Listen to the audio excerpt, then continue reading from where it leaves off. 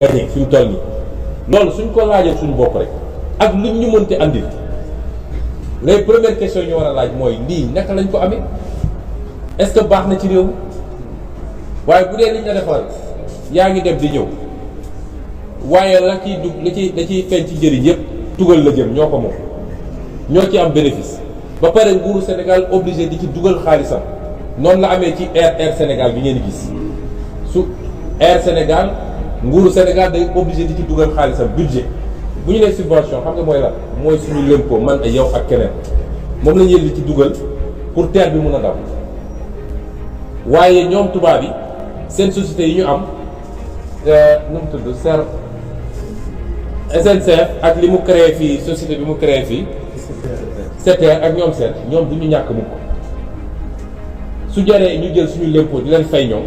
dañ leen fay xaalis mais du ñu ñàkk mukk loolu mooy terre bi ngeen di dégg noonu lay amee ci BRT bi Air Sénégal noonu la amee leneen noonu la amee musiba yi fi am suñ ko doon wax duñ ko jeexal moo leen de 2017 laa bindu gouvernement boobu député la ne leen terre bii ne ngeen 500 xaw ma ñaata milliards la man de ma defee sama calcul dina ëpp 1000 et quelques milliards biñ ma tontoo ñoom nangu nañ ni ëpp na 500 milliards dinaa publier seen réponse kon ñu def alal bu toll noonu ba pare ñu ñëw naan est-ce que moom nañoo moomuñu waaye li am solo ba leer mooy Sénégal gañewu ci dara waaye day jël alal di ci dugal tubaab bi ñoom di yóbbu xaalis rapport Cour des comptes baa ngi dinañ toog ba si yàgg ñu ne est-ce que Sénégalais yi am nañu capacité d'indignation parce que pour moi est-ce que saa waay nit ñi génn ci àdduna bi tey réforme de retraite la ñuy def France gis ngeen ñaata nit ñoo génn France ci sedd bi fa nekk ñaata nit ñoo génn dem manifester des millions nee nañu retraite bi dañuy réformer waaw léegi yow dootoo liggéey 60 ans waaye dañu bëgg nga liggéey 63 ans xaw France yëpp génn tey bi may xëy maa ngi seetaan journal 2,500,000 personnes ñoo génn Grande-Bretagne nee nañ dañoo bëgg ñu yokk seen salaire ndax ñoom sonn nañu 2,500,000 personnes waxuñu sàcc nañu alal réew mi foofu ku fa sàcc alal réew doo yenn fii nag lu ne mën na faa xew Sénégalais dañ koy waxtaan ñaari fan ñetti fan mbir mi jaare foofu Macky Sall daal di créer ay contre-feu damay yóbbu fii Ousmane Sonko damay def li ñëpp nekk ci loolu moo tax bi may wax dëcc conférence bi dafa amoon solo pour ñu fàttali Sénégalais yi yenn affaire yi waaye tekkiwul ni damaa bañ ñu wax ci lu jëm ci samay mbir li jëm samay mbir tey la gën a tàng la ma wax ci Kër Massar moo fi nekk ba léegi ñëpp a ngi préparé quartier par quartier kër par kër Macky Sall li ma wax rek bu bëggee jàmm dina ko am waaye bu bëggee safaan bi dina ko am parce que ñun duñu joxe suñu bopp li ma wax toujours xale yi ku leen ne da ngeen bëri fitna dem leen toog muñ leen nangu leen ñu tëj leen kaso bëggul réew mi ku leen ko wax bëggul réew mi ku leen ne waaw ku fi dee yaa perte bëggul réew mi Macky Sall bu bëggee jàmm ñun jàmm la ñu woote ndax xeex yombul xeex dafa métti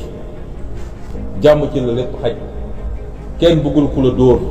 kenn bëggul ku la gaañ kenn bëggul ku la rey kenn bëggul li bokk ci yow am xoosu sax ci yaramam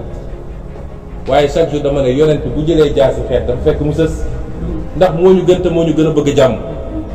kenn gënu koo bëgg jàmm dañ koy dox te lay dox jàmm mooy ñaar ñu séq ñooy dox jàmm waaye Sénégal ngay gis ki yor nguur fii léegi mi ngi yox ay kurpeñam di dóor kenn du wax moom kay sàlla muñ leen rek léegi mu jeex waaye ñi muy dóor bu ñu nee sonn nañu ba jóg rek ñëpp jógandoo nag bu leen fi yee fitna dëkk bi nii ak nii ku fi yee fitna nangam gis nga diine gi ñun ñëpp xam nañ am na luñ ci xam as tuut peeguñu koy waaye am na luñ ci xam as tuut diine ci boppam la may digle fu mu ne génne leen seen kër ay alxuraan daf ne génneel noonu seen kër dàq leen xeex leen ci kaw lan bu dee dañ laa xeex yow kon légitime défense dañu xam doo jóg rek dem songi nit ñun mosuñoo song nit duñ ko mus a def mosuñoo dóor nit mosuñoo saaga nit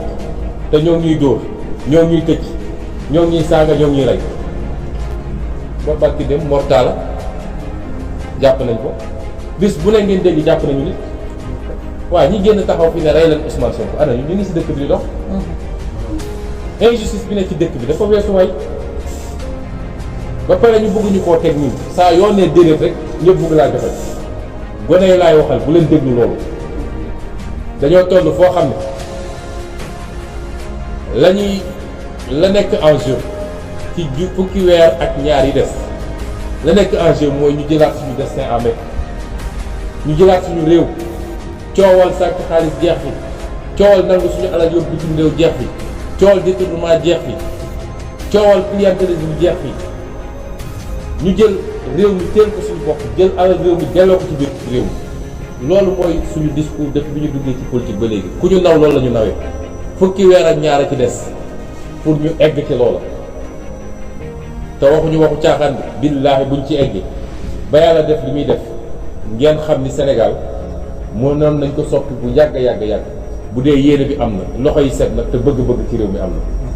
moo tax nag Yewwi Askan Wi ñi ngi réfléchir soobee yàlla fan yi xam nga ba ñuy dëgmal élection législative dama annoncé woon ne dinañu taxawal coalition bu gën a rëy ci opposition politique bu Sénégal mës a xam defoon nañ ko ndax Sénégal musul am configuration bi ci assemblée nationale mi ngi doog a am may wax nag ni dinañu réfléchir taxawal benn rassemblement des forces vives de la nation Yewwi Askan Wi doon na ko déjà waaye exclurul kenn acteurs yëpp yi nga xam ne tey dañoo fas yéene taxaw jàkkaarloog Macky Sall ak régime am ne ko lii nga bëgg du fi amee ñëpp dinañu waxtaan ak ñoom taxawal benn cadre boo xam ne tey Sénégal kenn mësut a gis lu toll noonu ci rassemblement des forces vives de la nation wax ma rassemblement de l'opposition des forces vives de la nation te nag kenn duñu détourné ndax xam nañu seeni pratique déet bul wax ak kii moo la waxoon ni bul wax ak kii moo la saago bul ko wax kii moo la tëjoon kaso déedéet ñun réew mi moo ñu ñor suñuy jëmm bopp amatul solo ñu ngi ciy réfléchir ñu ngi ciy liggéey te bu soobee yàlla ci fan yi di ñëw dinañ ci dellu si waxtaan ak yéen ci lu gën a yàgg ñu ngi leen di gërëm leen sant asalaamaaleykum wa rahmatulah